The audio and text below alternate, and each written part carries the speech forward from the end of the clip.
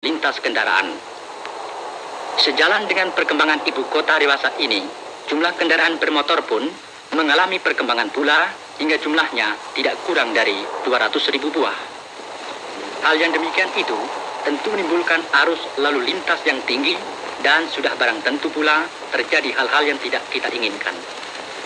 Tugas polisi lalu lintas di teriknya matahari ini hampir tidak dapat dirasakan oleh masyarakat pemakai jalan.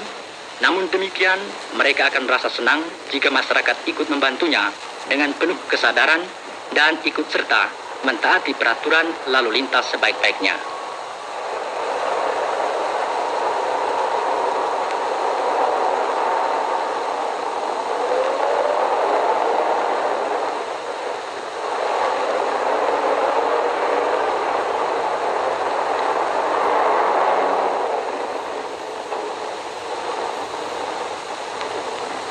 Bagi pengemudi yang tidak mau diatur untuk tertib, sudah tentu tidak akan luput dari tindakan polisi lalu lintas dengan hukuman yang setimpal.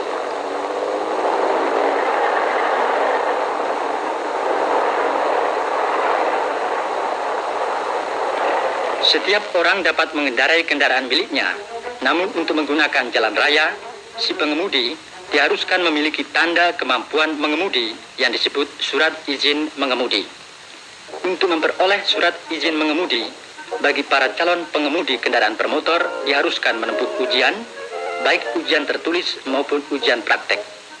Bila para calon pengemudi benar-benar telah mampu untuk mengemudikan kendaraan dan dinyatakan lulus dalam ujiannya, barulah kepadanya diberikan surat izin mengemudi sesuai dengan jenis kendaraan dan kemampuan yang dimilikinya, yang kita kenal dengan rebewes A, B, C, dan D.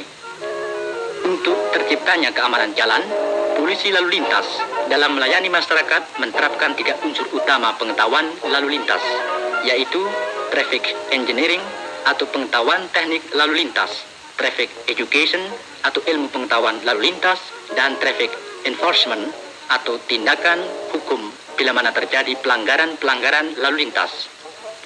Oleh karenanya, polisi lalu lintas berusaha melayani masyarakat sejauh yang dapat diberikannya mengenai ketiga unsur itu. Dan kepada masyarakat pemakai jalan raya diminta mematuhi peraturan-peraturan lalu lintas yang telah ada sekarang. Setiap rebewes yang kita miliki mempunyai arsip-arsip yang disimpan di kantor kesenjataan dan operasi lalu lintas, disingkat Sinoplantas, untuk mempermudah perpanjangan waktu rebewes itu atau untuk diganti dengan yang baru. Untuk meningkatkan pelayanan terhadap masyarakat diperlukan keterampilan, keuletan, dan pengetahuan yang cukup dari setiap anggota kepolisian.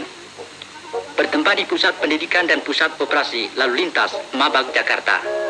Pada tanggal 31 Maret 1969, Wakil Kepala Kepolisian Negara Inspektur Jenderal Polisi Teguh Abdul Aziz berkenan membuka pendidikan kecelakaan lalu lintas angkatan pertama.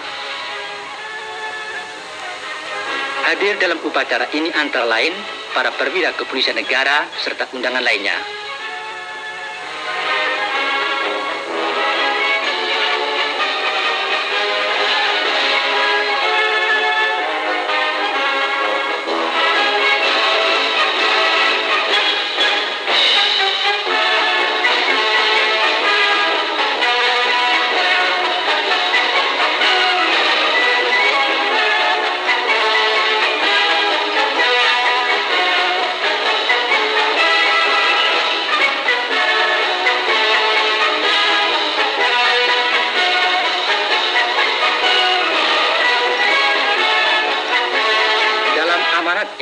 Wakil Kepala Kepolisian Negara Teguh Abdul Aziz antara lain mengatakan bahwa pendidikan ini penting artinya untuk meningkatkan mutu kepolisian negara baik dalam lapangan pengetahuan teknis maupun efisiensi lapangan tugas dalam rangka melaksanakan pola operasi keamanan dan ketertiban masyarakat yang menjadi tugas pokok kepolisian negara.